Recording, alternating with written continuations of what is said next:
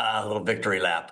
Listen, the Fed's pivot is really important. That press conference was as dovish as anybody expected, and the markets are behaving that way. You look at fixed income markets, equity markets; they all are now trading a Fed pivot. And is it March, January, or do they wait till the April meeting? We'll see. We'll see what their narrative is. We'll see what the inflation data is. But this is all based on inflation coming down, and it's not based on growth collapsing. And so they shifted to a more inflation-focused Fed, which gives them the room to cut rates. I think crypto likes it. We're going to get this ETF before January 10th. That's kind of the drop dead date that Gensler has before he gets in trouble with Grayscale and the lawsuit. And so I think you're going to see this, announced. It won't start trading then, right? That probably takes 6 to 8 weeks after that. But it's just more fuel for a fire.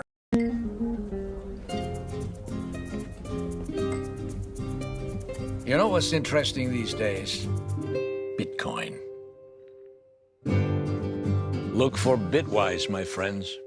Can we just take a split second to realize just how crazy bullish this all is? I know I've said many times that people will be able to turn hundreds or perhaps thousands of dollars into millions with meme coins and all these crazy altcoins, but really, if we take a step back, it all relies on Bitcoin. And right now, that tangent, the line on which Bitcoin is progressing, is finger-licking good. It's just beautiful to watch. And as you guys have hopefully seen on my second channel called Dusty Trades, we talked about how things right now are nearly impossible to go wrong. If you didn't know yet, make sure you go ahead and check that channel out. It's definitely worth it. And I'm telling you right now, the worst for crypto is yet to be seen. And I'm not even, interestingly enough, talking about bad times in terms of price.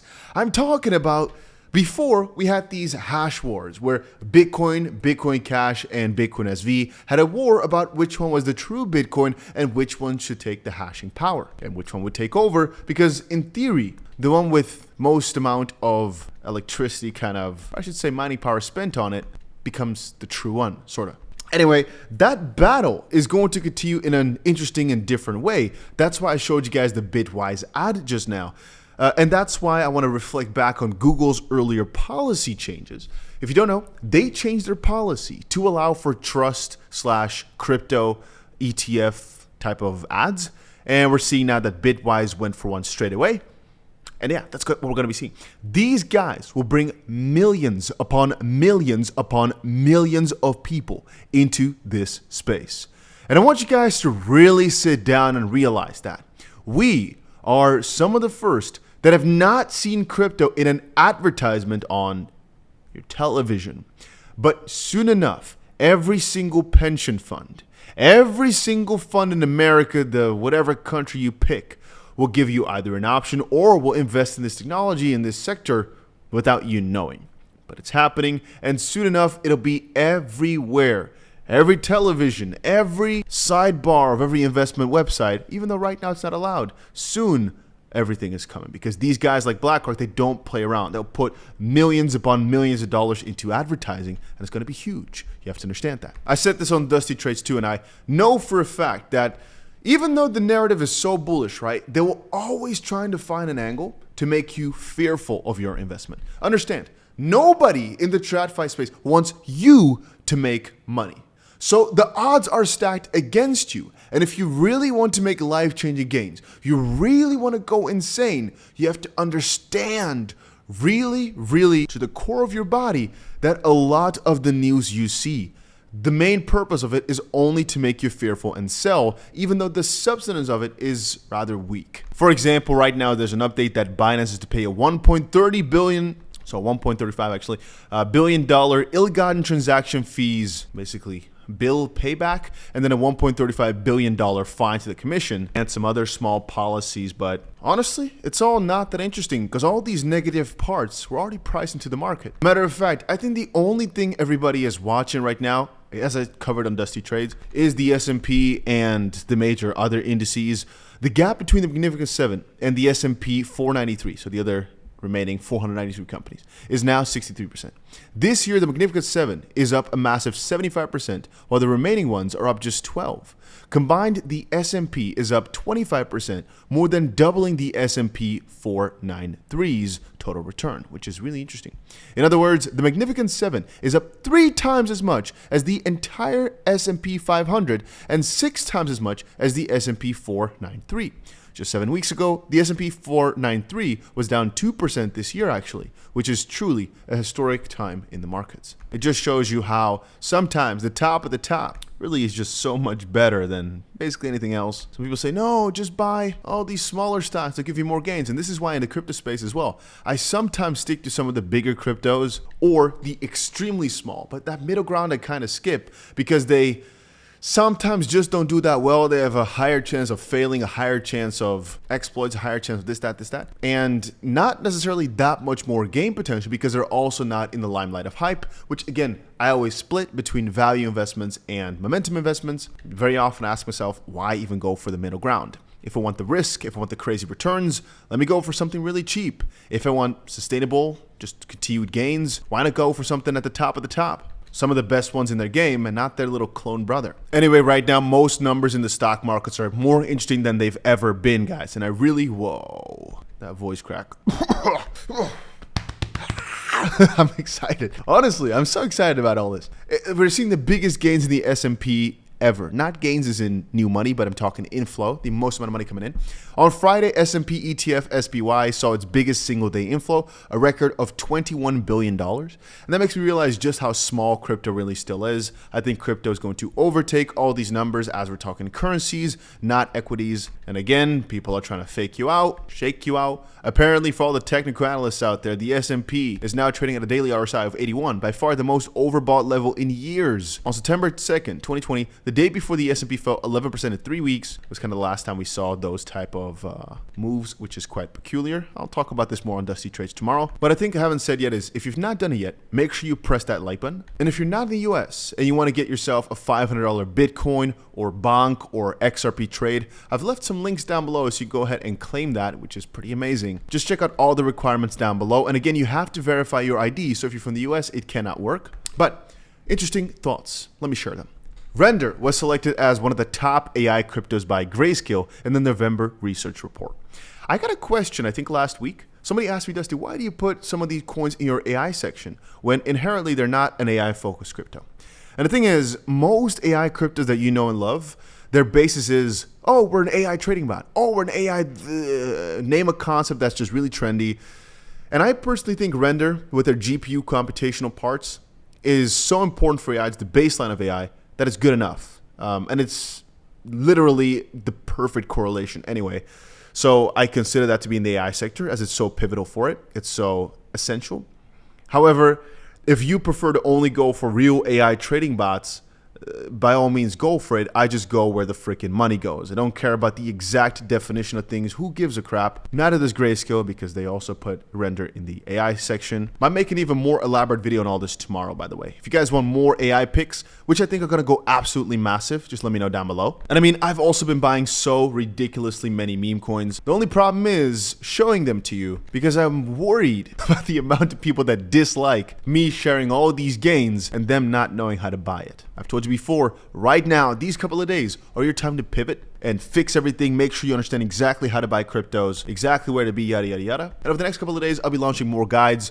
Today or tomorrow, probably, I'll be launching a crypto beginner guide for just how you buy your first crypto. For some people, it's interesting. And then a couple of days, I'll probably make a DEX guide on how to buy cryptos on a decentralized exchange. Some cool stuff is coming up. One of the projects I talked about last week, and I think 2 weeks ago, is launching tomorrow, by the way.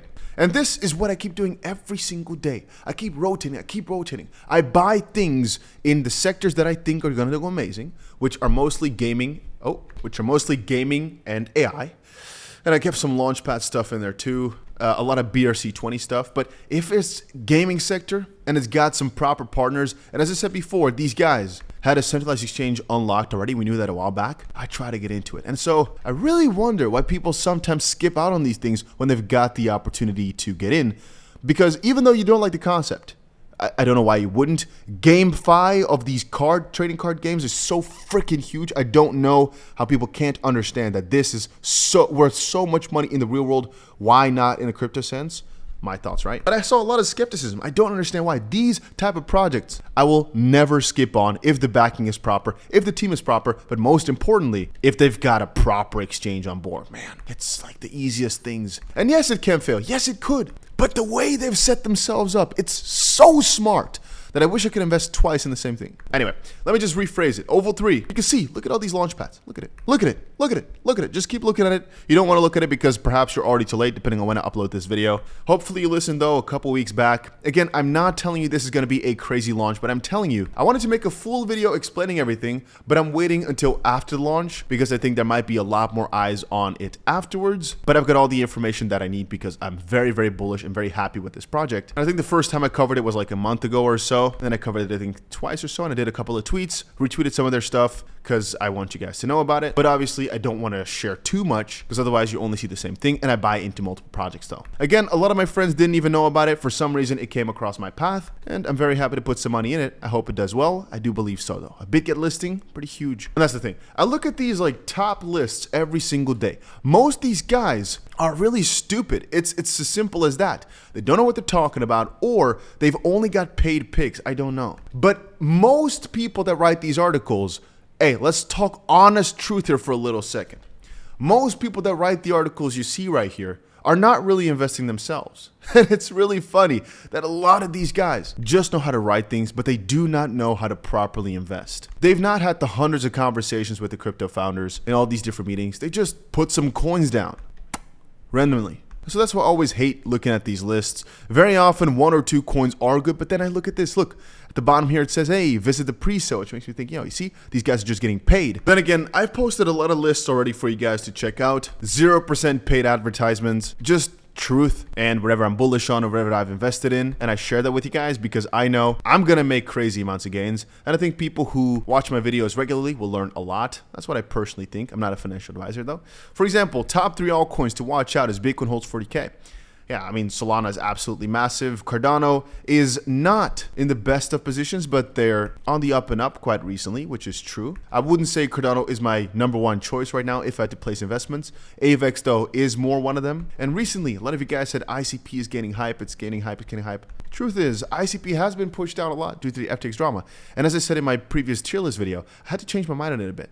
I'm a lot more bullish on it now than I was a few weeks ago because they've gathered a lot of hype, and I'm noticing they're getting through some plateau. So I would put those 3 in a little list to watch out for if I had to name 3 of the top altcoins at least. I'll make a bigger video about that tomorrow. And I keep seeing articles like this as well. 3 signs the SEC will approve a Bitcoin spot ETF. All I've got to say about that is a Bitcoin spot ETF is going to be approved. The only question is when. And you can read as many articles as you want, but there's no question about if it's going to get approved. It's just a matter of when. And nobody really seems to know. Yes, the hints are getting closer, or I should say more accurate and more accurate. But there is even a chance they're going to be pushed all the way towards March 15th. There's a chance. However, it just seems very unlikely by the amount of pressure that's on the SEC.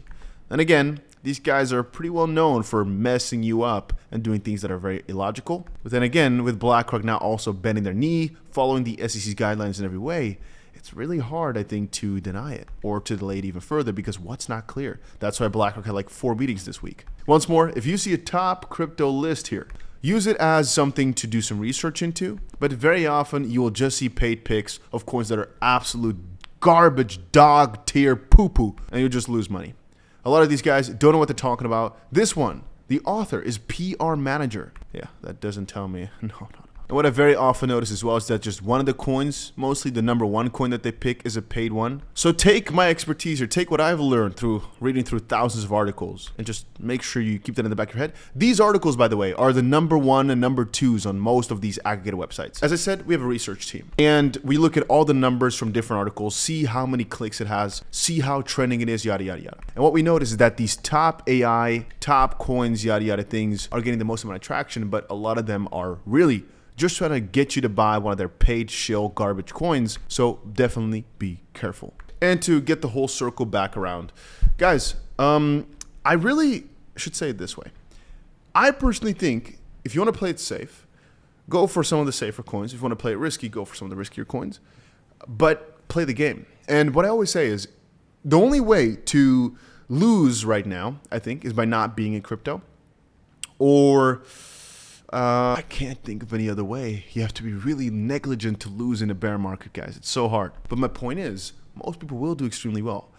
I have noticed, though, the more aggressive I get, the more kind of like degenerate I get, the more money that I make. I have thrown now so many thousands of dollars at people in my DM. I would never do that in a bear market. People have DM me coins to buy, and I sometimes just throw $2,000, $5,000 at it, see if it kind of does something. One coin today I put $500 against because it really looked... Oh no, I shouldn't tell you guys this. Because it looked like a scam, but I thought, you know what? Some of the guys in my comment section, some of the guys in my DMs have actually made me crazy returns. One of the guys, you know who you are. You sent me a project like, I think, a week and a half ago or so. Something like that. And it made me pretty good freaking money, not gonna lie. Oh, little breaking news piece, guys. The SEC... Ooh. If you've not done it yet, make sure you press that like button. This was the most recent article, right? 23 hours ago. BlackRock kind of like amending their letter against or to the SEC to get the Bitcoin ETF approved. Apparently just now, the SEC held another meeting with BlackRock to discuss their Bitcoin spot ETF. Perhaps we're going to have a way better Christmas than anybody could have ever expected, huh? Damn! 19th of December, meeting with BlackRock regarding the iShares Bitcoin Trust. All these people participated in a meeting with the following individuals, all these people from BlackRock and the NASDAQ people. The discussion concerned the NASDAQ stock market's proposed rule changes to list and trade shares of the iShares Bitcoin Trust under NASDAQ. Guys, we are so back. Oh my days! People are asking, is this a repost? No, this is new meetings. BlackRock has met up with the SEC like 5 times in a week. It's disgusting, but beautiful. And all I'll end off by saying is, guys, if you follow the channel regularly, good things are coming. And that's all I'll say.